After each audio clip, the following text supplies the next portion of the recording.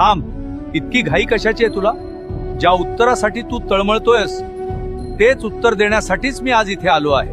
आधी तू शांत हो आणि माझ्याकडे बघ. तुला फक्त तुझे रिकामे हात दिसले, पण त्या रिकाम्या हातांनी जेव्हा जेव्हा तू माझ्या पायरीला स्पर्श केलास तेव्हा तुझ्या नशिबातले कितीतरी काटे मी उपसून काढले. हे तुला दिसलं नाही. मी तुला रिकाम्या हाताने परत पाठवलं, कारण मला तुला चिल्लर नाही द्यायची होती. मला तुझी पात्रता इतकी वाढवायची होती की त्यात माझं यश मावेल.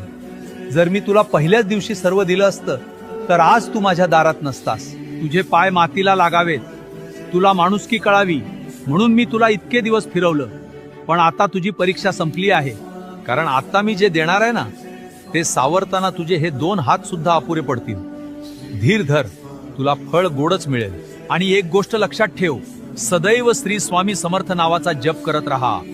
भिवू नकोस, मी तुझ्या पाठीशी आहे.